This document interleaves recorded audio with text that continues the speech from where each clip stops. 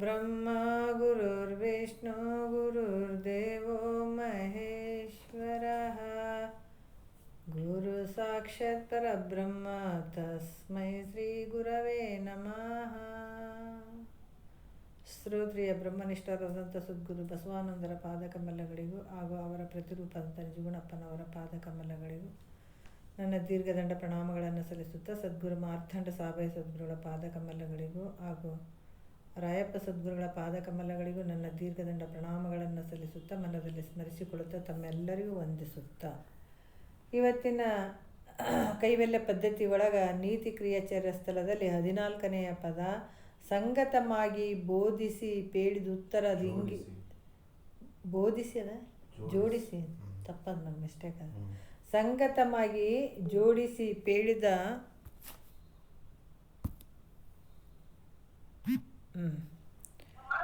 ಉತ್ತರವನ್ನು ಉತ್ತರದ ಇಂಗಿತವನ್ನು ಅರಿತು ನಡೆವನೇ ಬಲ್ಲವನು ಅಂತ ಅನ್ನುವಂಥದ್ದು 14ನೆಯ ಪದ ಇಲ್ಲಿ ಹೇಳ್ತಾರೆ. ಯಾಕಂದ್ರೆ ಇಲ್ಲಿ ಪೂರ್ವ ಮತ್ತು ಪರವಾಗಿರುವಂಥದ್ದು, ಯಾಕಂದರೆ ಪೂರ್ವದಲ್ಲಿ ಹೇಳಿದಂಥದ್ದು ಮತ್ತು ಅದಕ್ಕೆ ಉತ್ತರ ಇರುವಂಥದ್ದು, ಪ್ರಶ್ನೆ ಉತ್ತರ ಎರಡೂ ಇರುವಂಥದ್ದು.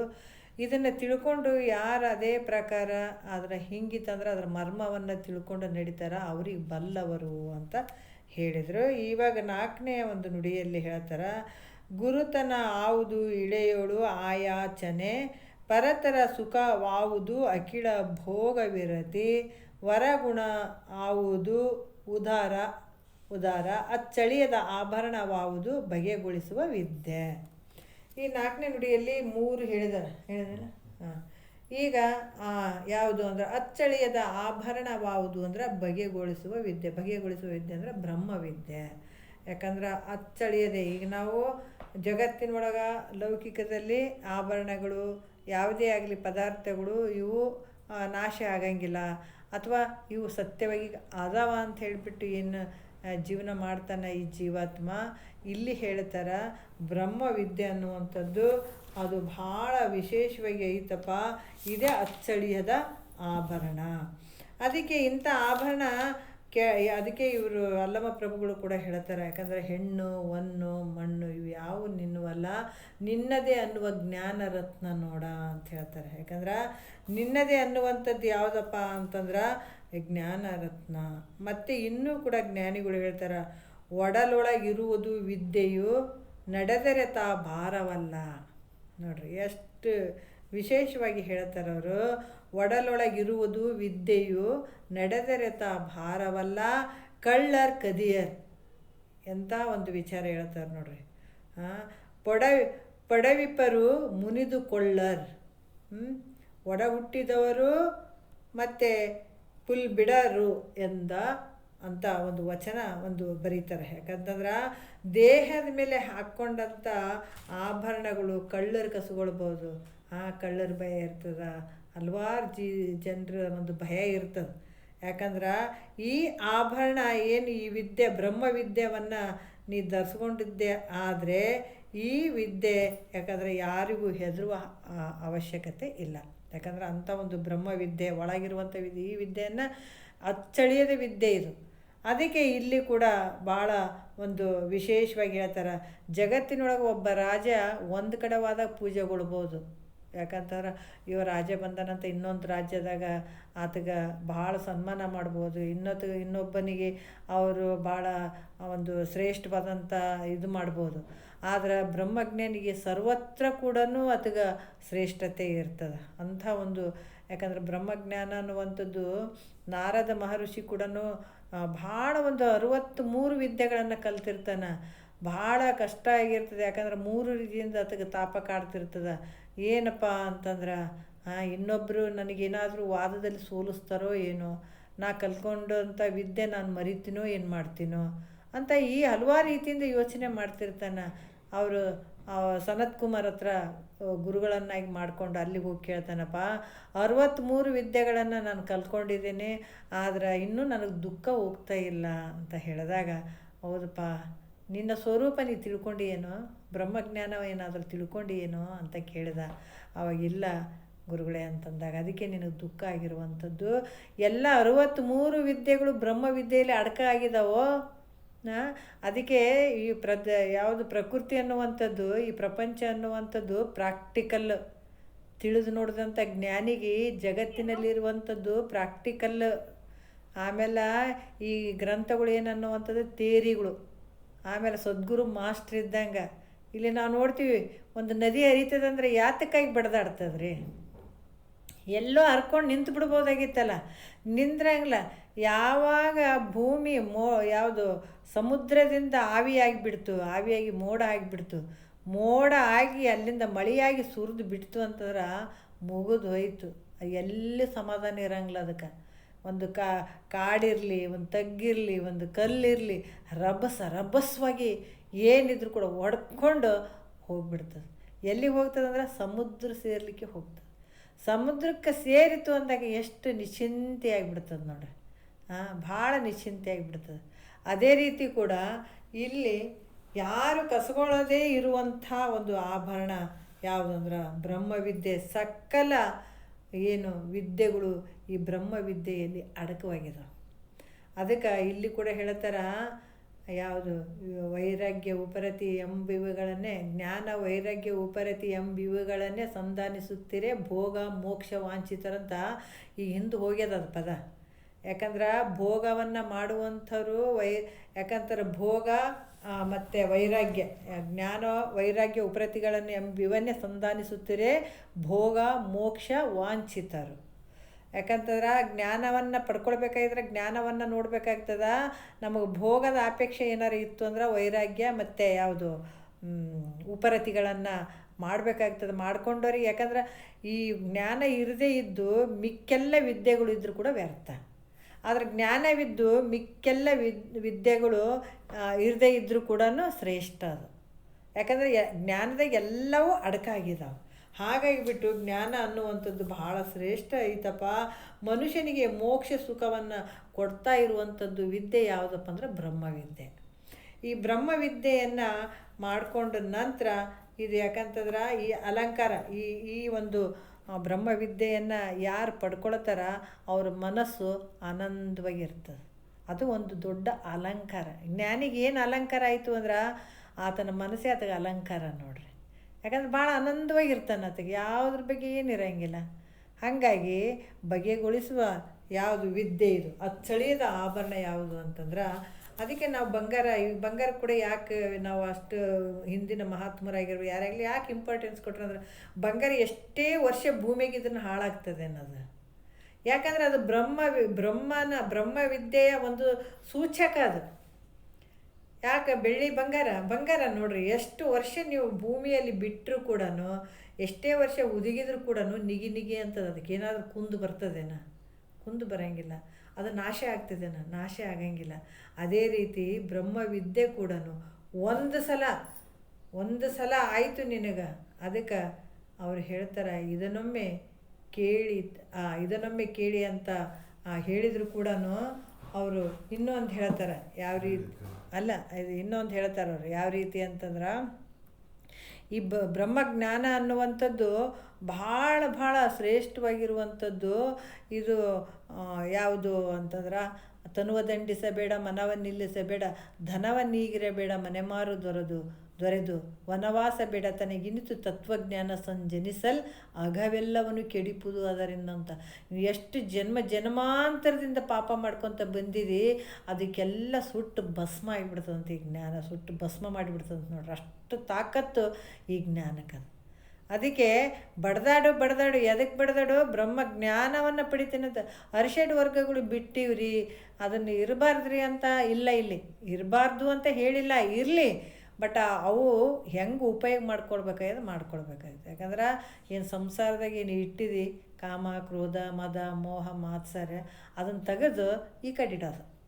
ಯಾಕಂದ್ರೆ ಬ್ರಹ್ಮಜ್ಞಾನ ಅಷ್ಟು ಶ್ರೇಷ್ಠವಾಗಿರುವಂಥದ್ದು. ಬ್ರಹ್ಮಜ್ಞಾನ ಅಂದ್ರೆ ಏನ್ರಪ್ಪ ಅಂದ್ರೆ ನಮ್ಮ ಸ್ವರೂಪ ನೋಡ್ಕೊಳ್ಳೋದೇ. ಈಗ 4 ವೇದಗಳದಾವಂದ್ರೆ ಬೇರೆ ಏನಾರು ತೋರ್ಸೋಕೊಂಟಾವನ? ಇಲ್ಲಿ ಇಷ್ಟು ಗುರುಗಳದಾರ ಜಗತ್ತಿನೊಳಗಂದ್ರೆ ಬೇರೆ ಏನಾರು ತೋರ್ಸೋಕೊಂಟಾರನು? ಭಗವಂತನ ತೋರ್ಸೋಕ್ಕೆ ಹೊಂಟವರು, ಭಗವಂತನ ತೋರ್ಸೋಕ್ಕೆ ಗ್ರಂಥಗಳು ಹೊಂಟವ, ಬೇರೆ ಏನಿಲ್ಲ ಇಲ್ಲಿ. ಅದಕ್ಕೆ ಇಲ್ಲಿ ಹೇಳ್ತಾರೆ, ಯಾಕಂತಂದ್ರೆ ಬೇರೆ ಏನಾದರೂ ತೋರ್ಸೋಕೊಂಟ್ರೇನೆ ಇವರೆಲ್ಲರೂ? ಇಲ್ಲ, ಭಗವಂತನ ತೋರ್ಸೋಕ್ಕೆ ಹೊಂಟ್ರ. ಹಾಗಾಗಿ ಎಷ್ಟೇ ವಿದ್ಯೆಗಳು ಇಲ್ಲಿ ಇದ್ದಾವ ಅಂತಂದರೂ ಕೂಡ ಬ್ರಹ್ಮವಿದ್ಯೆ ಇಂಥ ಬ್ರಹ್ಮವಿದ್ಯೆಯಲ್ಲಿ ಎಲ್ಲ ಅಡಕ ಆಗಿದ್ದಾವ.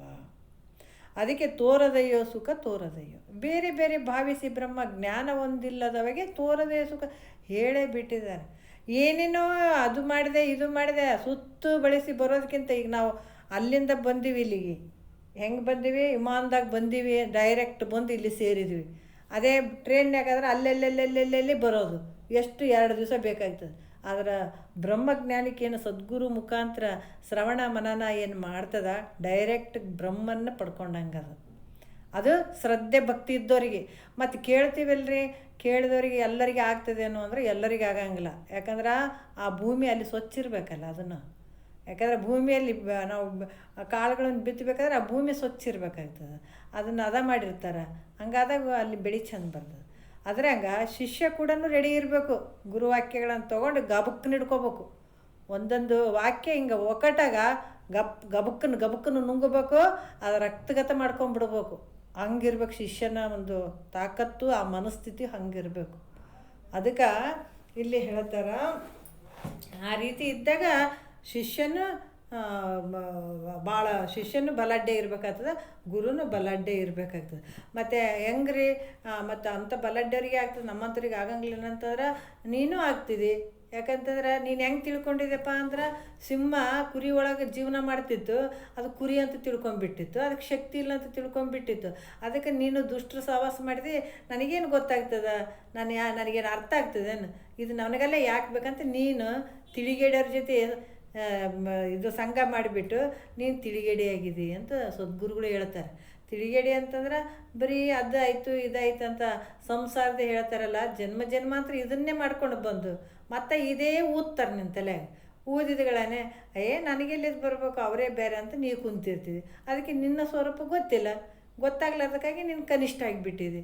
ನಿನ್ನ ಸ್ವರೂಪ ಒಂದು ಸಲ ತಿಳಿಸ್ತಾರೆ ನೋಡಿ, ತಿಳ್ಕೊ, ಸದ್ಗುರುವಿನ ಮುಖಾಂತರ ತಿಳ್ಕೊ.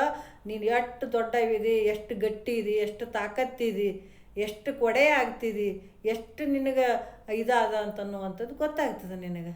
ಅಲ್ಲಿ ತನಕ ನಾನು ಇನ್ನು ಈಟೇ ಇದ್ದೀನಿ, ನಿನಗೆಲ್ಲ ದೊಡ್ಡವಾಗಿ ಕುಂದಿರ್ತಾವೆ. ಆದರೆ ನೀನು ಎಲ್ಲಕ್ಕಿಂತ ದೊಡ್ಡವಿದಿ, ನಿನ್ನನ್ನು ನೀ ಮರ್ತದಕ್ಕೆ ಭಾಳ ಸಣ್ಣವಾಗಿದೆ. ನೀ ಯಾವಾಗ ತಿಳಿತಿದಿ ಎಲ್ಲಕ್ಕೂ ದೊಡ್ಡವ್ ನೀನೇ ಆಗ್ತಿದಿ ಅಂದಾಗ. ಮತ್ತಿದು ಜ್ಞಾನಿಗಳು ಹೇಳ್ತಾರಂತಂದ್ರೆ ಹೆಂಗಿರ್ಬೋದು ಅಂತ ತಿಳ್ಕೊಳಕ್ಕೆ ನಾವು ಪ್ರಯತ್ನ ಖಂಡಿತ ಮನುಷ್ಯರಾದವರು ಮಾಡಲೇಬೇಕಾಗ್ತದೆ. ಯಾಕಂದರೆ ಎಲ್ಲಕ್ಕಿಂತ ಶ್ರೇಷ್ಠ ಆದಂಥವು ನೀನೇ ಇದೆ, ಎಲ್ಲಕ್ಕಿಂತ ಕನಿಷ್ಠ ಅದಾವ ನೀನು ಕಾಣಿಸ್ತವೆ, ಎಲ್ಲನೂ ಕನಿಷ್ಠ ಅದಾವ, ನೀ ಎಲ್ಲಕ್ಕಿಂತ ಶ್ರೇಷ್ಠವಾಗಿದೆಯಪ್ಪ. ಅದಕ್ಕೆ ಇದನ್ನು ಆಭರಣ ಯಾವುದಪ್ಪ ಅಂತಂದ್ರೆ ನಿನ್ನಲ್ಲಿರುವಂಥ ಬ್ರಹ್ಮವಿದ್ಯೆನೆ. ಅಂದರೆ ಮೋಕ್ಷ ಕೊಟ್ಬಿಡ್ತಾನೇನ್ರಿ, ನಾವು ಮುಕ್ತಿ ಪಡ್ಕೋತೀವಿ ರೀ, ಅಲ್ಲಿ ಹೋದ್ರೆ ಮುಕ್ತಿ, ಎಲ್ಲಿ ಹೋದ್ರೆ ಮುಕ್ತಿ ಇಲ್ಲ. ನಿನ್ನಲ್ಲಿರುವಂಥ ಮೋಕ್ಷ ಸ್ಥಿತಿ ಅದೇನಾಗ್ಯದ, ಮುಚ್ಚಿ ಹೋಗ್ಯದ. ಹೆಂಗೆ ನೀರಲ್ಲಿರುವಂಥ ಆ ಬಳ್ಳಿ ನೀರನ್ನೇ ಆವರಿಸ್ಕೊಂಡು ಕಾಣ್ಲಾರ್ದಂಗೆ ಮಾಡಿಬಿಟ್ಟದು ನೋಡು, ಅದು ಎಂಥ ಬಳ್ಳಿ ಇರ್ಬೋದು. ನಾವೆಲ್ಲನೂ ಊರಿಪ್ಪರಿಗೆ ಹೋದಾಗ ಕೆರೆ ಪರಿ ನೋಡ್ತೀವಿ, ಹಿಂಗೆ ನೋಡಿರ್ತೀವಿ. ಆ ಕೆರೆಯಲ್ಲಿರುವಂಥ ಬಳ್ಳಿ ಏನಾಗಿರ್ತದೆ, ಆ ಕೆರೆಯನ್ನು ಪೂರ್ತಿ ಮುಚ್ಕೊಂಡು ನೀರೇ ಕಾಣ್ಲಾರ್ದಂಗೆ ಮಾಡಿರ್ತದೆ. ಆದರೆ ನೀರಿಲ್ಲ ಅಂತೀರೇನು, ನೀರಾದ ಯಾರ ಆಶ್ರಯದಲ್ಲಿ ಬೆಳೆದದ ಅದು ಬಳ್ಳಿ, ನೀರಿನ ಆಶ್ರಯದಲ್ಲೇ ಬೆಳೆದದು. ಆದರೆ ನೀರಿಗೆ ಕಾಣ್ಲಾರ್ದಂಗೆ ಮಾಡಿಬಿಟ್ಟದು ನೋಡ್ರಿ. ಭೂಮಿ ಆಶ್ರಯದಲ್ಲಿ ಬೆಳೆದಂಥ ಬೆಳೆ ಭೂಮಿಯನ್ನು ಕಾಣ್ಲಾರ್ದಂಗೆ ಮಾಡಿಬಿಡ್ತದೆ. ಕೆಲವು ಸಲ ನಾವು ಹೊಲ್ದಾಗ ನೋಡಬೇಕು, ಈ ಭತ್ತಗಳು ಹಾಕಿರ್ತಾರೆ ಎಲ್ಲ, ಯಾವ ಆಶ್ರಯದಾಗ ಬೆಳೆದಂಥ ಬೆಳೆ ಅದು ಭೂಮಿಯ ಆಶ್ರಯದಲ್ಲೇ ಬೆಳೆದಿರ್ತದೆ, ಅದು ಭೂಮಿಯನ್ನೇ ಕಾಣ್ಲಾರ್ದಂಗೆ ಮಾಡ್ತದೆ ಎತ್ತರದಗಳನ್ನು. ಅದೇ ರೀತಿ ಅಜ್ಞಾನ ನಿನ್ನಲ್ಲೇ ಉಟ್ಕೊಂಡದ, ಆದ್ರೆ ನಿನ್ನ ಜ್ಞಾನವನ್ನು, ನಿನ್ನ ಸ್ವರೂಪವನ್ನು ಕಾಣ್ಲಾರ್ದಂಗೆ ಮುಚ್ಚಿಬಿಟ್ಟದು. ಅದಕ್ಕೆ ಇಲ್ಲೇನು ಮಾಡ್ತಾರೆ ಜ್ಞಾನಿಗಳು, ಇವನ್ನೆಲ್ಲ ತೆಗೆದು ನೋಡಪ್ಪ, ನೋಡು ಇದೆಲ್ಲ ಅಜ್ಞಾನದಿಂದ ಬೆಳೆದು ಬಿಟ್ಟಿತ್ತು, ಇದನ್ನು ಕಟ ಕಡ್ದು ಈ ಭೂಮಿ ಹಿಂಗೈತು ನೋಡಪ್ಪ, ನೀನು ಹಿಂಗಿದಿ ನೋಡಪ್ಪ ಅಂತ ತಿಳಿಸುವಂಥದ್ದೇ ನಿನ್ನ ಮುಕ್ತನ ಸ್ಥಿತಿ. ಅದು ಒಂದು ಸಲ ನೀನು ನೋಡಿಬಿಟ್ಟೆ ಅಂತಂದ್ರೆ ಮುಗೀತು. ಅದಕ್ಕೆ ಇದನ್ನೊಮ್ಮೆ ಕೇಳಿ ತಿಳಿದೊಡೆ ಅವನು ಈ ಲೋಕ ಉದಯಾದಿ ಬಳಿಕಿಂದು ಪರ್ಯಂತರ ತಾನು ಒದವಿ ಎಸಗಿದ ಅಖಿಳ ಪುಣ್ಯತತಿ ಫಲಿಸಿದಿಂತು ಪೆರೆತಿಲ್ಲವೇ ಪೇಳ್ವೆ ಅಂತಾರೆ ಅವರು. ಒಂದು ಸಲ ಮನಸ್ಸಿಟ್ಟು ಕೇಳಪ್ಪ ನೀನು, ಇಲ್ಲ ಮನಸ್ಸಿರ್ಲಾರ್ದ ನೀನು 10 ಸಲ ಕೇಳಿದ್ರೆ ಜ್ಞಾನ ಆಗಲ್ಲ. ಅದು ಮನಸ್ಸಿರ್ಲಾರ್ದ ನೀನು 10 ಸಲ ಕೇಳು, ಅದು ಜ್ಞಾನ ಆಗಲ್ಲ. ಅವಾಗ ಶ್ರದ್ಧೆ ಭಕ್ತಿಯಿಂದ ಅಲ್ಲಿ ಕುಂತು ನೀ ಕೇಳಿದ್ದೇ ಆದರೆ, ಶ್ರದ್ಧೆಯಿಂದ ನೀ ಕೇಳಿದ್ದೇ ಆದರೆ ನಿನಗೆ ಬೇಗ ಇದು ಆಗ್ತದೆ. ಇಲ್ಲಾಂದರೆ ನೀನು 10 ಸಲ ಶ್ರದ್ಧೆ ಇರಲಾರ್ದು 10 ಸಲ ಕೇಳಿದ್ರು ಕೂಡ ಇದು ಜ್ಞಾನ ಆಳ್ಬಿಡಂಗ. ಇದನ್ನು ಒಂದು ಸಲ ನಿನ್ನ ಮನಸ್ಸಿಟ್ಟು, ಅದಕ್ಕೆ ಮೈತ್ರಾದೇವಿ ವನಿತೆ ಮೈತ್ರಿ ತನ್ನ ಇನಿಯನಂ ಭಕ್ತಿ ಭಾವನೆ ಅಳವಟ್ಟು ವಂದಿಸಿ ತನ್ನ ಮನದ ಅನುರಾಗವನ್ನು ಅಲರುತ್ತಿರೆ ಬೆಸೆಗೊಂಡಳು ಅನುಪಮ ಅದ್ವೈತ ವಿಷಯವನ್ನು. ಭಕ್ತಿಯಿಂದ ವನಿತೆ ಮೈತ್ರಿ ತನ್ನ ಇನಿಯನಂ ಅಂದರೆ ಗಂಡನಿಗೆ, ಗಂಡನಿಗೆ ಇನಿಯನಂ ಭಕ್ತಿ ಭಾವನೆ ಅಳವಟ್ಟು, ಭಕ್ತಿಯಿಂದ ಅಂದರೆ ಏನು ರೀ, ಭಕ್ತಿ ಮಾಡ್ಬೇಕೇನ್ರಿ ಅವ್ರಿಗೆ ಹಂಗಲ್ಲ. ನೀನು ಎಷ್ಟು ಭಕ್ತಿ ಇರ್ತದ ಅದು ನಿನಗೆ ಒಳ್ಳೆಯದು. ನಿನ್ನ ಭಕ್ತಿಗೆ ನೋಡಿ ಮೆಚ್ಚತಾನೆ ಪರಮಾತ್ಮ, ಅಲ್ಲಿ ಬಂದು ನೆಲೆಸಿಬಿಡ್ತಾನೆ. ಅದಕ್ಕೆ ನಿನ್ನ ಭಕ್ತಿ ಭಾಳ ಏನು ಅಂತ ಕಂಡು ಭಾಳ ಮೃದುತ್ವದಿಂದ ಕೂಡಿರ್ಬೇಕಾಗ್ತದೆ. ನಮ್ರ ಭಾವನೆ ಇದೆ, ಒಂದು ಚೂರು ಅವಕಾಶ ಇರಬಾರ್ದು, ಅಹಂಕಾರಕ್ಕೆ ಅವಕಾಶನೇ ಕೊಡಬಾರ್ದಲ್ಲಿ.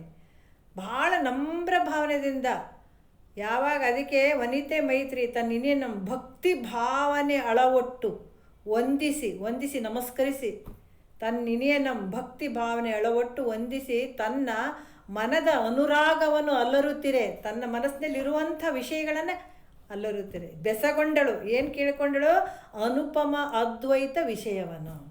ನೋಡ್ರಿ, ಅದ್ವೈತ ವಿಷಯವನ್ನು ಆಕೆ ಹೆಂಗಿದ್ಳು ಮತ್ತೆ ಪರಮ ವಿರಕ್ತೆ ತಾನು ಭಕ್ತಿ ಭಾವ ಮೊಪ್ಪಿರೆ ಪರಬ್ರಹ್ಮ ವಿಷಯವನ್ನು ಸರಸಿಜ ನೇತ್ರೆ ಮೈತ್ರಿ ಮೇಲ್ನುಡಿ ಮನೋಹರವಾಗಿ ಬೆಸಗೊಂಡಳು ಇನಿಯನ.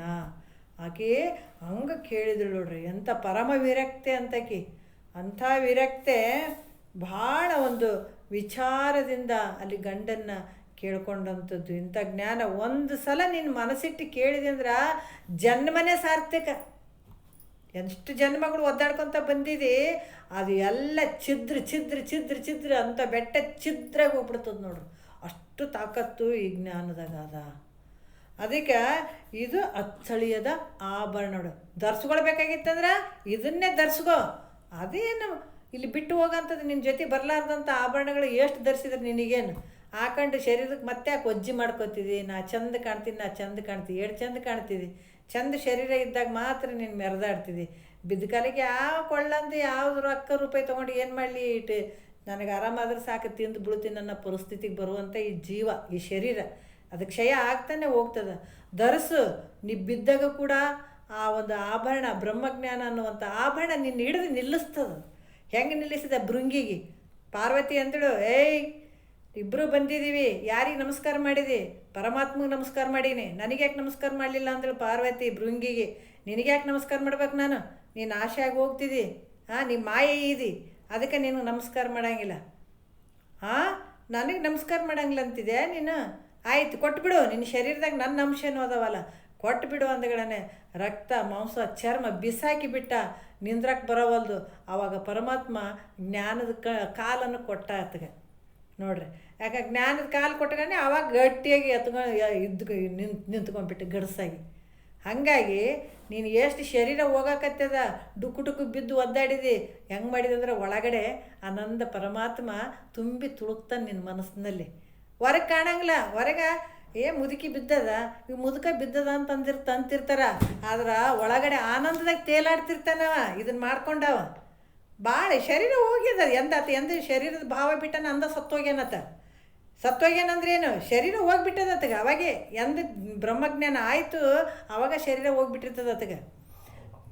ಯಾಕಂದ್ರೆ ಯಾವುದು ಬ್ರಹ್ಮ ಶರೀರ ಭಾವ ಹೋಗಿರ್ತದೆ. ಯಾಕಂದ್ರೆ ಶರೀರ ಹೋಗಿರಂಗಿಲ್ಲ, ಶರೀರ ಇರ್ತದೆ, ಶರೀರದ ಭಾವ ಹೋಗಿರ್ತದೆ. ಅದಕ್ಕೆ ಅಂಥ ಒಂದು ಬ್ರಹ್ಮಜ್ಞಾನವನ್ನು ಪಡ್ಕೊಂಡ ಅಂತಂದ್ರೆ ಯಾವ ಸಂದರ್ಭದಲ್ಲಿ ಕೂಡ ಆತ ಹೆಂಗಿರ್ತಂತ ಆತರು ಹೇಳ್ತಿದ್ರು, ಬಿದಿರು ಮೊಳಕೆ ಇದ್ದಂಗೆ ಇರ್ತಾನೆ ಅಂತಿದ್ರು. ಹಾಗಾಗಿ ಯಾವುದಕ್ಕೂ ಆತ ಬಗ್ಗಂಗಿಲ್ಲ, ಯಾವುದಕ್ಕೂ ಜಗ್ಗಂಗಿಲ್ಲ. ಅಂಥ ಒಂದು ಶಕ್ತಿ ತಾಕತ್ತು ಅಲ್ಲಿ ಉತ್ಪತ್ತಿ ಆಗ್ತದಪ್ಪ ಅಂತ ಹೇಳ್ತಾರೆ. ಈಗ ಎಷ್ಟು 5ನೇ ಒಂದು ಇದರಲ್ಲಿ ಹೇಳ್ತಾರೆ, ಮತಿಗೆ ಮಂಗಳವಿಯುವುದಾವುದು ಉತ್ತಮರ ಸಂಘ, ಅತಿನಿಷ್ಠೆ ಬಿಡುವುದಾವುದು ಅರ ಸಮಯ.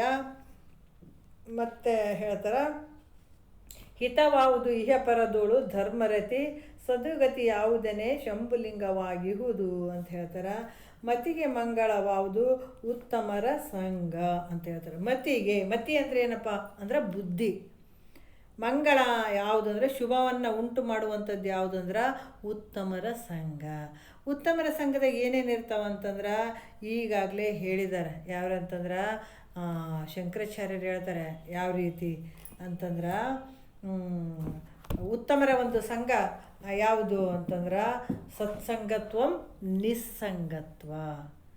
ನಿಸ್ಸಂಗತ್ವದಿಂದ ಏನೇನಾಗ್ತಾವ ಅನ್ನೋದು ಗೊತ್ತಾಗ್ತದೆ. ಯಾಕಂದರೆ ಸಂಘಗಳು ಭಾಳ ಸಂಘಗಳು ಅದಾವೆ. ಹೊರಗಿನ ರಾಷ್ಟ್ರದಲ್ಲಿರುವಂಥ ಸಂಘ ಅನ್ನಿಸ್ತದ, ರಾಜ್ಯದಲ್ಲಿರುವಂಥ ಸಂಘ ಅನ್ನಿಸ್ತದ, ಡಿಸ್ಟಿಕ್ನಲ್ಲಿರುವಂಥದ್ದು ಒಂದು ಸಂಘ ಅನ್ನಿಸ್ಕೊಳ್ತದೆ, ತಾಲೂಕದಲ್ಲಿರುವಂಥ ಸಂಘ ಅನ್ನಿಸ್ಕೊಳ್ತದೆ, ಹಳ್ಳಿಯಲ್ಲಿರುವಂಥ ಸಂಘ ಅನ್ನಿಸ್ತದ, ಮನೆಯಲ್ಲಿರುವಂಥದ್ದು ಮತ್ತು ತನ್ನಲ್ಲೇ ಇರುವಂಥ ಸಂಘಗಳು ಭಾಳ ಅದಾವೆ. ಯಾಕಂದರೆ ಒಂದೊಂದೊಂದೊಂದೊಂದು ದೊಡ್ಡ ಸಂಘಗಳು ಎಲ್ಲವನ್ನ ಬಿಡ್ಬೋದು, ತನ್ನ ಸಂಘ ಬಿಡೋಕ್ಕಾಗಂಗಿಲ್ಲ. ಯಾವುದ್ರ ಸಂಘ ರೀ? ಶರೀರ ಸಂಘ ರೀ. ಜ್ಞಾನಿ ಎಲ್ಲಿಗೆ ಬಂದು ಅದಕ್ಕೆ ಕಳಬೇಡ, ಕೊಲಬೇಡ, ಉಸಿಯ ನುಡಿಯಲು ಬೇಡ. ನಾವೆಲ್ಲಿ ಕಳತನ ಮಾಡೀವ್ರಿ? ಹಿಂಗೆ ಬರ್ತಾರೆ ಬಸವಣ್ಣವರು. ಆತ ತಮ್ಮರಿಗೆ ಜ್ಞಾನಿಗಳು ಬೇರೆದವ್ರಿಗೆ ಬಟ್ಟು ಮಾಡಿ ತೋರಿಸಿಲ್ಲ, ತಮ್ಮೊಳಗೆ ತಾವು ಬರ್ಕೊಂಡ್ರವ್ರು. ಹಿಂಗೆ ಮಾಡಲಿಲ್ಲ ಅವರು. ಹಿಂಗೆ ಮಾಡಿದ್ರೆ ಒಂದು ಬೆರಳು ಇನ್ನೊಬ್ಬರ ಕಡೆ ಇರ್ತದೆ, 4 ಬೆರಳು ನಮ್ಮ ಕಡೆ ಇರ್ತಾವಂತ ಅವರು ಅಂದ್ಕೊಂಡ್ರು. ಯಾವುದೇ ವಚನಗಳು ಬರೆದ್ರೂ ಕೂಡ ಅದರ ಆಳಕ್ಕೆ ಹೋಗಿ ತಮ್ಮೊಳಗೆ ಇರುವಂಥ ವಿಚಾರಗಳನ್ನು ತಮ್ಮ ಸಲುವಾಗಿ ಬರ್ಕೊಂಡದ್ದವರು.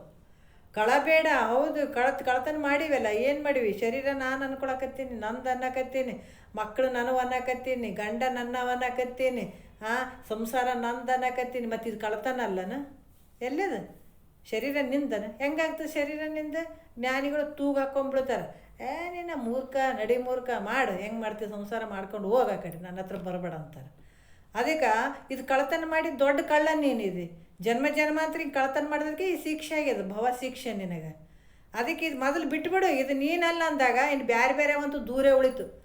ಎಲ್ಲಿ ಸಿಗ್ತದಪ್ಪ ಅಂದ್ರೆ ಸತ್ಸಂಗದಲ್ಲೇ ಸಿಗ್ತದೆ ಇದು. ಅದಕ್ಕೆ ಸತ್ಸಂಗ ಯಾವಾಗ ಮಾಡ್ತಿದೆ? ಸತ್ಯ ವಸ್ತುವನ್ನು ತಿಳಿಸುವಂಥ ಸತ್ಸಂಗ, ಸತ್ಸಂಗತ್ವ ನಿಸ್ಸಂಗತ್ವ. ಯಾವಾಗ ನಿಸ್ಸಂಗ ಬಂತು ಅಂದ್ರೆ ನಿಸ್ಸಂಗತ್ವ ನಿರ್ಮೋಹತ್ವ. ಆ ನಿಸ್ಸಂಗತ್ವ ಯಾವಾಗ ಬಂತು ಅಂದ್ರೆ ಮೋಹ ನಿರ್ಮೋಹತ್ವ ಬರ್ತದ. ಅಂದ್ರೆ ಮೋಹ ಮಾಡುವಂಥದ್ದು ಹೋಗ್ಬಿಡ್ಬೇಕು. ಯಾಕಂದ್ರೆ ರಾಗದಿಂಬೇರಿನ್ನು ಭವಬೀಜ ಮುಂಟೆ. ಮತ್ತೆ ನಿನ್ನ ಕಷ್ಟಕ್ಕೆ ಗುರಿ ಆಗಬೇಕಾಗಿತ್ತಂದ್ರೆ ಇದೇ ಮೋಹ. ಮಮಕಾರಕ್ಕಿಂತ ಮಿಕ್ಕಿನ ಬಂಧ ಮುಂಟೆ. ಜ್ಞಾನಿಗಳು ಓಡ್ದು ಎಚ್ಚರಿಕೆ ಕೊಡಕತ್ತಾರ. ಎಷ್ಟು ಮೋಹ ಮಾಡ್ತಿದಿ, ಎಷ್ಟು ಮಮತೆ ಮಾಡ್ತಿದಿ, ಅದು ನಿನಗೆ ಬಂಧ ನೋಡು, ಅದಕ್ಕಿಂತ ಬಂಧ ಯಾವುದೂ ಇಲ್ಲ. ಎಷ್ಟು ಗಂಟು ಹಾಕೋ, ಮತ್ತೆಷ್ಟು ಜನ್ಮ ಹೋಗ್ತವೇನ ನಿನಗೆ? ಅದಕ್ಕೆ ಇಲ್ಲಿ ಮಮಕಾರಕ್ಕಿಂತ ಮಿಕ್ಕಿನ ಬಂಧ ಮುಂಟೆ ಅಂತ ಹೇಳ್ತಾರೆ ಅವರು. ಅದಕ್ಕೆ ಮಮಕಾರ ಅನ್ನುವಂಥದ್ದು ಕೂಡ ನೀನು ಬಂಧಕ್ಕೆ ತೊಗೊಂಡು ಹೋಗ್ತದ. ನೀನೆಲ್ಲ ನಾ ಭಾಳ ಪ್ರೀತಿ ಮಾಡ್ತೀನಿ, ಮಕ್ಕಳ ಮೇಲೆ ಪ್ರೀತಿ ಮಾಡ್ತೀನಿ, ಎಲ್ಲರ ಮೇಲೆ ಪ್ರೀತಿ ಮಾಡ್ತೀನಿ ನಾನು. ನನ್ನ ಇರಲಿಲ್ಲ ಅಂದ್ರೆ ನನ್ನ ಸಂಸಾರೇ ನಡೆಯಂಗಿಲ್ಲ. ನೀ ಗುತ್ತಿಗಿಡ್ಕೊಂಡು ಕುಂತಿರ್ಬೇಕು. ಮಹಾತ್ಮರು ಬರೇ ನಿಜಗೊಂಡ್ರು ತನ್ನ ಮಗನ್ನ ಎತ್ಕೊಂಡು ಆಡಿಸಿದ್ರೇ ತಂದ್ರು ಅವರು. ಅಂದಾಗ ನಾವು ಎಂಥದ್ರಾಗದೀವಿ ಅಂತ ನಾವೇ ಅರ್ಥ ಮಾಡ್ಕೋಬೇಕು. ನಂಬುದು ನಾವೇ. ಒಂದು ಮಗನ್ನ ಎತ್ಕೊಂಡು ಆಡಿಸ್ಬೇಕಾದ್ರೆ ನೆನಪು ಬಂದುಬಿಡ್ತು. ಈ ಮನಸ್ಸು ಹೆಂಗೆ ಹೋಗಾಕತ್ತದಲ್ಲ, ಜಗತ್ತಿಗೆ ಬಂದದ್ದು ಇದಕ್ಕೇನಾ ಅಂತಂದ್ರು. ಇಳಿಸಿದ್ರು ಮಗನ್ನ. ಎಲ್ಲವನ್ನ ತೃಣ ಸಮಾನ ಅಂತ ಬಿಟ್ಟು ಹೊಂಟ್ರವರು. ಅದಕ್ಕೆ ಹಂಗೆ ಬಿಟ್ಟೋಗ್ಬೇಕೇನ್ರಿ? ಜ್ಞಾನಿ ಬಿಟ್ಟೋದಂಗೆ ನಮಗಾಗ್ತದೇನ್ರಿ? ಬಿಡೋದಲ್ಲ, ಜ್ಞಾನಿ ಹೇಳ್ತಾರೆ, ಸ್ವಲ್ಪ ಸೂಕ್ಷ್ಮವಾಗಿ ಹೇಳ್ತಾರೆ. ಏನಪ್ಪ, ಶರೀರ ನೀನು ಬಿಟ್ಟು ಹೋಗುವಂಥದ್ದಲ್ಲ. ನಿನ್ನ ಪ್ರಾರಬ್ಧ ಶರೀರ ಮನೆಯನ್ನು ಬಿಟ್ಟು ಹೋಗುವಂಥ ಪ್ರಾರಬ್ಧ ಇದ್ದರೆ ಆಟೋಮೆಟಿಕ್ ಬಿಟ್ಟು ಹೋಗ್ತಿದ್ದೆ ನೀನು, ಇಲ್ಲಂತಿಲ್ಲ. ಆದ್ರೆ ಮನೆಗಿದ್ರೆ ಹೆಂಗೆ ಮಾಡ್ಬೇಕಪ್ಪ ನಾವು ಬಿಟ್ಟು ಹೋಗ್ಬೇಕನ್ನೋ? ಬಿಟ್ಟೋಗೋದಲ್ಲ, ಆದ್ರೆ ನಿನ್ನ ಭಾವದಲ್ಲಿ ಏನು ಇಟ್ಕೊಂಡಿದೆಯಾ ಅವನ್ನೆಲ್ಲ ಬಿಡಬೇಕಾಗ್ತದೆ. ಬಿಟ್ಟಾಗ ಆಗ್ತದಪ್ಪ ಅಂತ. ಅದಕ್ಕೆ ಮತಿಗೆ ಮಂಗಳ ಯಾವುದು ಅಂದ್ರೆ ಉತ್ತಮರ ಸಂಘ. ಉತ್ತಮರ ಸಂಘದಿಂದ ಏನಾಗ್ತದಪ್ಪ ಅಂದ್ರೆ ನಿರ್ಮೋಹತ್ವ ಆಗ್ತದೆ. ನಿರ್ಮೋಹ ಆಯಿತು ಅಂತಂದ್ರೆ ಮತ್ತು ರಾಗದಿಂಬೇರಿನ್ನು ಭವಬೀಜ ಮುಂಟೆ. ನಿನಗೆ ಹುಟ್ಟಕ್ಕೆ ಚಾನ್ಸೇ ಇಲ್ಲ. ಯಾವಾಗ ನಿರ್ಮೋಹ ಹೆಂಗಾಗಬೇಕು? ಉರಿದ ಕಾಳು. ಈಗ ಮನ್ಯಾಗ ಗಡಿಗೆಗಳು ಇರ್ತಾವ, ಬೆಂಕಿ ಯಾವುದೋ ಒಂದು ಜೋಪಡಿಗೆ ಬೆಂಕಿ ಎತ್ತದಂತ ತಿಳ್ಕೊಳ್ರಿ. ಆವಾಗ ಶೇಂಗದ ಕಾಳು ಇರ್ತಾವೆ, ಕಡ್ಲಿ ಕಾಳು ಎಲ್ಲ ಗಡಿಗೆಗದಾವ. ಎಲ್ಲ ಜೋಪಡಿಗೆ ಬೆಂಕಿ ಎತ್ತಿಬಿಟ್ಟದ. ಆ ಗಡಿಗೆಗಳನ್ನು ಕಾಯ್ದು ಬಿಟ್ಟಾವ. ಅವು ಒಂದಿಷ್ಟು ಬೀಜಕ್ಕೂ ಇಟ್ಟಿತ್ತು, ಒಂದಿಷ್ಟು ತಿನ್ನೋದಕ್ಕೂ ಇಟ್ಟಿತ್ತು. ಆವಾಗ ಏನಾಯಿತು? ಎಲ್ಲ ಅವು ಬಿಸಿಗೆ ಏನದು ಉರ್ದಂಗಾದು ಅಂತಂದ್ರೆ ಮತ್ತೆ ತಿರ್ಗಾ ಹೋಗಿ ಭೂಮಿಗೆ ಹಾಕೋಕ್ಕಾಗ್ತದ? ಅವನ್ನ ಬೆಳಿತಾವೇನ? ಇಲ್ಲ. ಮತ್ತು ಅವನ್ನ ಎದಕ್ಕೆ ಉಪಯೋಗ ಮಾಡ್ತಾರೆ? ಬರೀ ತಿಂದು ಮುಗಿಸ್ಬಿಡ್ತಾರೆ ನೋಡ್ರಿ. ಅದ್ರಂಗ ಇದು ನಿರ್ಮೋಹತ್ವ ಅನ್ನುವಂಥದ್ದು ಉರಿದ ಬೀಜ ಇದ್ದಂಗೆ. ಅದು ಮತ್ತೆ ಬಿತ್ತಕ್ಕೆ ಬರೋಂಗಿಲ್ಲ. ಅದು ಉರ್ದು ಬಿಟ್ಟದ ಈಗಾಗಲೇ. ಆ ಜೀವಾತ್ಮ ಏನಾಗ್ಯದ, ಉರ್ದು ಕಾಳಾದಂಗೆ ಆಗಿಬಿಟ್ಟದ. ಯಾವುದು, ಎದ್ರ ಸಂಘದಿಂದ? ಹಾಂ, ನಿಸ್ಸಂಗತ್ವದಿಂದ. ನಿಸ್ಸಂಗತ್ವ ಎದರಿಂದ ಬಂತು? ಸತ್ಸಂಗತ್ವದಿಂದ. ಸತ್ಸಂಗತ್ವಂ ನಿಸ್ಸಂಗತ್ವ, ನಿಸ್ಸಂಗತ್ವಂ ನಿರ್ಮೋಹತ್ವ. ಅದು ಮತ್ತೆ ಬಿತ್ತಕ್ಕೆ ಬರಂಗೇ ಇಲ್ಲ. ಹಂಗಂದಾಗ ಇಲ್ಲಿ ನಿನಗೆ ಮತ್ತೇನು ರೀ ಆದಾಗ ಸತ್ತ ಮೇಲೆ ಹುಟ್ಟಂಗಿಲ್ಲ ಅಂತಾರಂತ. ಹಂಗಲ್ಲ, ನೀನು ಇದ್ದಾಗೆ ಇಂಥ ಆನಂದವನ್ನು ಪಡ್ಕೋಬೋದು. ಇದು ಹೆಂಗದಪ್ಪ ಅಂತಂದ್ರೆ, ಬೇರೆ ಬೇರೆ ದಾನ ಧರ್ಮ ಮಾಡಿದ್ರು ಕೊಟ್ಟಿದ್ದು ತನಗೆ ಬಚ್ಚಿಟ್ಟಿದ್ದು ಪರರಿಗೆ, ಕೊಟ್ಟಿದ್ದು ಕೆಟ್ಟಿ ತೆನೆಬೇಡ ಮುಂದೆ ಕಟ್ಟಿಹುದು ಬುತ್ತಿ ಸರ್ವಜ್ಞ, ಮುಂದೆ ಕಟ್ಟ್ಯದಪ್ಪ ಅಂತ ಹೇಳ್ಬೋದು. ಮತ್ತು ಜಪ ತಪ ಮಾಡಿದ್ರೆ ಮುಂದೆ ಸ್ವರ್ಗಾದಿ ಭೋಗಗಳನ್ನು ಅನುಭವಿಸ್ಬೋದು ಅಂತ ನೋಡ್ಬೋದು. ಹೌದಾ? ಏನಾದರೂ ಪಾಪ ಪುಣ್ಯದ ಕೆಲಸ ಮಾಡಿದ್ರೆ ಮುಂದೆ ಪುಣ್ಯ ನಿನಗೆ ಜಮಾ ಆಗ್ತದಂತ ಹೇಳ್ಬೋದು. ಆದ್ರೆ ಮುಂದೆ ಅನ್ಬೋದು. ಆದರೆ ಈ ಜ್ಞಾನ ಹಾಗಲ್ಲ. ನೀನು ಹಗಲಿ ರಾತ್ರಿ ಎಷ್ಟು ಪ್ರಯತ್ನ ಪಟ್ಟು ಇದನ್ನು ತಿಳ್ಕೊಳಕ್ಕೆ ಪ್ರಯತ್ನ ಮಾಡ್ತಿದ್ದಿ, ತಕ್ಷಣದಲ್ಲೇ ನಿನಗೆ ಮೋಕ್ಷ ಆಗ್ತದೆ. ಇದು ಮುಂದೆ ಅನ್ನಂಗಿಲ್ಲ, ಇದು ತಕ್ಷಣದಲ್ಲೇ. ಅದಕ್ಕೆ ಇಹದಲ್ಲೇ ನೀ ಅಂಥ ಸುಖವನ್ನು ಪಡ್ಕೊಳ್ಬಹುದು. ಅದಕ್ಕೆ ಬಡ್ದಾಡು. ಎದಕ್ಕೆ ಬಡ್ದಾಡು? ಇದಕ್ಕೆ ಬಡ್ದಾಡು. ಮತ್ತು ನಿರ್ಮೋಹತ್ವ. ನಿರ್ಮೋಹತ್ವ ನಿಶ್ಚಿಂತತ್ವ. ನಿರ್ಮೋಹತ್ವದಿಂದ ಏನು ಬರ್ತದೆ? ಅವಾಗ ನಿಶ್ಚಿಂತೆ ಆಗ್ತದೆ. ಅಲ್ಲಿ ತನಕ ನಿಶ್ಚಿಂತೆ ಆಗ್ತದನ? ಏನಾದರೂ ಒಂದು ಸೇರೋದು ಒಂದು ಹೆಂಗೆ ಬಡಬಡಿಸ್ತದೆ ಈ ಮನಸ್ಸು ಅಂತಂದ್ರೆ, ಒಂದು ಕಡೆ ಸುಮ್ಮನೆ ಕೂಡ್ತದಾನೆ, ಈ ಕಡೆ ತಿರುಗಿ ನೋಡಿದ್ರೆ ಇನ್ನೊಂದು ನಿಂತಿರ್ತದೆ, ಇನ್ನೊಂದು ಹುಡುಕ್ತದ. ಬರೀ ಬಿಟ್ಬಿಟ್ರೆ ಆಯ್ತು, ಅಲ್ಲಿಂದ ಇಲ್ಲಿಗೆ ಜಿಗ್ಯದ, ಇಲ್ಲಿಂದ ಅಲ್ಲಿಗೆ ಜಿಗ್ಯದ. ಹಾಂ, ಅದಕ್ಕೆ ಇಂಥ ನಿರ್ಮೋಹತ್ವದಿಂದ ಏನಾಗ್ತದಂದ್ರೆ ನಿಶ್ಚಿಂತತ್ವ ಬರ್ತದ.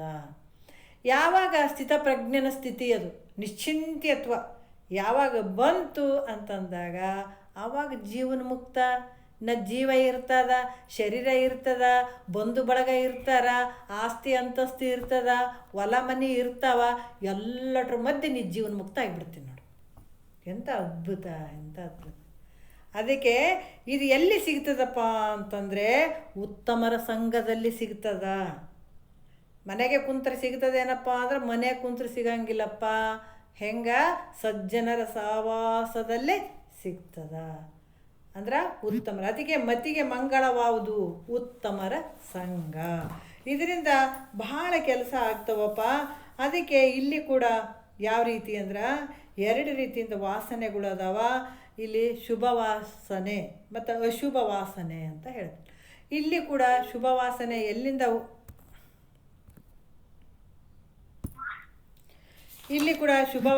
ಎಲ್ಲಿಂದ ಉತ್ಪನ್ನ ಆಗ್ತಾವಪ್ಪ ಅಂತಂದರೆ, ಇಲ್ಲಿ ಆ ಸಂಸ್ಕಾರದಿಂದ, ಪುಣ್ಯದಿಂದ, ಸಾಧು ಸತ್ಪುರುಷರ ಒಂದು ಸಂಘದಿಂದ ಕೂಡ ಶುಭ ವಾಸನೆಗಳು ಉತ್ಪನ್ನ ಆಗ್ತದ. ಅಶುಭ ವಾಸನೆ ಇದು ದುಃಖವಾಗಿ ಕಾಡ್ತದ. ಇದು ದುಷ್ಟರ ಒಂದು ಸಹವಾಸದಿಂದ ಇದು ಯಾವುದು ಅಶುಭ ವಾಸನೆ ಬರ್ತದೆ. ಇದರಿಂದ ಏನಾಗ್ತದಪ್ಪ ಅಂದ್ರೆ ಜನ್ಮಾಂತರದಲ್ಲಿ ದುಃಖವನ್ನು ಹೊಂದಬೇಕಾಗ್ತದೆ. ಅಶುಭ ವಾಸನೆ ಯಾವಾಗಿರ್ತದೆ ಮನಸ್ಸಿನಲ್ಲಿ, ಅದರಿಂದ ಏನಾಗ್ತದಪ್ಪ ಅಂದ್ರೆ ಜನ್ಮಾಂತರದಲ್ಲಿ ಕಷ್ಟಗಳನ್ನು ಅನುಭವಿಸ್ಬೇಕಾಗ್ತದೆ. ಅದಕ್ಕೆ ಇಲ್ಲಿ ಯಾವಾಗಲೂ ಒಂದು ಪುಣ್ಯದ ಫಲ ಅಂತಂದ್ರೆ ಏನು ಅಂತಂದ್ರೆ, ಆ ಪುಣ್ಯದ ಒಂದು ವಾಸನೆ ಆತನಲ್ಲಿ ಇತ್ತು ಅಂತಂದಾಗ ಆತ ಯಾವ ರೀತಿ ಭಾಳ ಆನಂದವಾಗಿರ್ತಾನೆ. ಅದೇ ಅಶುಭ ವಾಸನೆ ಆತನ ಮನಸ್ಸು ಕೂಡಿತಂದ್ರೆ ದುಃಖದಿಂದ ಇರ್ತಾನೆ. ಅದಕ್ಕೆ ಇಲ್ಲಿ ಮನಸ್ಸು ಏನು ಶ್ರೀಮಂತಿಕೆ ಆಗಬೇಕಾಗ್ಯದ. ಯಾಕಂದ್ರೆ ಮನಸ್ಸು ಇದು ಮನಿ ಶ್ರೀಮಂತಿಕೆ ಅಲ್ಲ, ಇದು ಮನಸ್ಸು ಶ್ರೀಮಂತಿಕೆ ಆಗಬೇಕಾಗ್ಯದ. ಯಾಕಂದ್ರೆ ಮನಸ್ಸು ಹಾಗಾಯಿತು ಅಂತಂದಾಗ ಇಲ್ಲಿ ಮನಸ್ಸು ಶುಭ ವಾಸನೆಯಿಂದ ಕೂಡಿತ್ತಂದ್ರೆ ಅಲ್ಲಿ ಭಾಳ ಸಂತೋಷವಾಗಿರ್ತದೆ, ಪುಣ್ಯ ಆಗ್ತದೆ. ಮತ್ತು ಅಶುಭದಿಂದ ಆಗಿತ್ತು ಅಂತಂದ್ರೆ ಅಲ್ಲಿ ದುಃಖವನ್ನು ಇದಾಗ್ತದೆ. ಮತ್ತು ಇದು ಹೆಂಗೆ ಈ ಥರ ಅಂತಂದ್ರೆ ಅಶುಭ ವಾಸನೆ ಇದ್ದರೂ ಕೂಡ ಇದು ದುಷ್ಟ ಸಂಘ ಮಾಡಿದಾಗ ಅಶುಭ ವಾಸನೆ ಏನಿರ್ತದೆ, ಸಜ್ಜನರ ಸಹವಾಸ ಮಾಡ್ತಾ ಹೋದಾಗ ಆ ದುಷ್ಟ ಭಾವನೆ ಕೂಡ ನಾಶ ಆಗ್ತದೆ. ಹಾಗಾಗಿ ಇಲ್ಲಿ ಕೂಡ ಅವರು ಜನ್ಮಾಂತರ ಬಂದರೂ ಕೂಡ ಸಜ್ಜನರ ಸಹವಾಸ ಕೊಡೋಂಥ ಜ್ಞಾನಿಗಳು ಕೇಳಿದ್ದಾರೆ. ಹಾಗಾಗಿ ಮತಿಗೆ ಮಂಗಳವಾವುದು ಅಂದ್ರೆ ಉತ್ತಮರ ಸಂಘ ಭಾಳ ಶ್ರೇಷ್ಠವಾಗಿರುವಂಥದ್ದಪ್ಪ. ಅದರಿಂದ ಭಾಳ ಕೆಲಸಗಳು ಆಗ್ತವ, ನಿನಗೆ ಕಣ್ಣಿಗೆ ಕಾಣದೇ ಇರುವಂಥ ಕೆಲಸಗಳು ಅಲ್ಲಿ ಆಗ್ತವ. ಅದಕ್ಕೆ ನಾನಾ ರೀತಿಯಿಂದ ನಿನಗೆ ಶುಭ ವಾಸನೆಗಳು ಮತ್ತು ಸದ್ಗುಣಗಳು ಬಂದು ಸೇರ್ತವ. ಮುಕ್ತನಾಗಕ್ಕೆ ಒಳ್ಳೆ ದಾರಿ ನಿನಗೆ ಸಿಗ್ತದ. ನೀನು ಇಹದಲ್ಲೂ ಆನಂದವಾಗಿರ್ತಿದ್ದಿ, ಪರಲೋಕದಲ್ಲೂ ಆನಂದವಾಗಿರ್ತಿದ್ದಿ. ಅದಕ್ಕಾಗಿ ಯಾವುದು ಮತಿಗೆ ಮಂಗಳವಾವುದು ಉತ್ತಮರ ಸಂಘ ಅಂತ ಹೇಳ್ತಾರೆ. ನಾಳೆಯಿಂದ ಯಾವುದು ಅತಿ ನಿಷ್ಠೆ ಬಿಡುವುದಾವುದು ಹರಸಮಯ, ಹಿತವಾವುದು ಇಹ ಪರದೋಳು ಧರ್ಮರತಿ, ಸದುಗತಿ ಯಾವುದನ್ನೇ ಶಂಭುಲಿಂಗವಾಗಿಹುದು. ಯಾಕಂದರೆ ಇವು ಭಾಳ ಶ್ರೇಷ್ಠ ಅದಾವ. ಪಟಕ್ಕೆ ನಾವು ತಲೆಯಾಗ ಹೋಗಂಗಿಲ್ಲ. ನಾವೇ ಎಷ್ಟಿಷ್ಟೋ ಸಲ ಕೇಳೀವಿ, ರಿಪೀಟ್ ಕೇಳಿದ್ರೂ ಇನ್ನೂ ವಿಚಾರನೇ ಅದಾವಲ್ಲಪ್ಪ ಅಂತ ಅನ್ನಿಸ್ತದಂದಾಗ ಒಂದೇ ಸಲಕ್ಕೆ ಹೋಗಂಗಿಲ್ಲ. ಅದಕ್ಕೆ ಬಂಡತನದಿಂದ ಕುಂದ್ರು ಅಂತ ಮನಸ್ಸಿಗೆ ಕುಂದ್ರಿಸಿ ಕೇಳ್ರಿ ಅಂತಿದ್ರು ತಾತವ್ರು. ಗುರುಗಳು ಹಂಗಾನೆ ಹೇಳ್ತಾರೆ, ಜ್ಞಾನಿಗಳು. ಈ ಮನಸ್ಸನ್ನುವಂಥದ್ದು ಅಷ್ಟು ಬೇಗ ಹಿಡ್ತಕ್ಕೆ ಬರೋಂಗಿಲ್ಲ. ಪದೇ ಹಿಡಿದು ಕುಂದಿರಿಸ್ಬೇಕು. ವಿಚಾರಗಳನ್ನ ಅಷ್ಟು ತಲೆಗೆ ಹೋಗಂಗಿಲ್ಲ ಅಂದ್ರೂ ಕೇಳ್ತಾ ಹೋದ್ರೆ ಹಂಗೆ ಹತ್ತುತ್ತಾವಂತ ಕೂಡ ಹೇಳ್ತಿದ್ರು. ಹಂಗಾಗಿ ಇವನ್ನೇ ಮತ್ತೆ ನೋಡ್ಕೊತ ಹೋಗೋಣ. ಒಂದೆರಡು ಮತ್ತು ಗುರುಗಳು ಅದಕ್ಕೆ ಅರ್ಪಿಸಿ ಹರವು.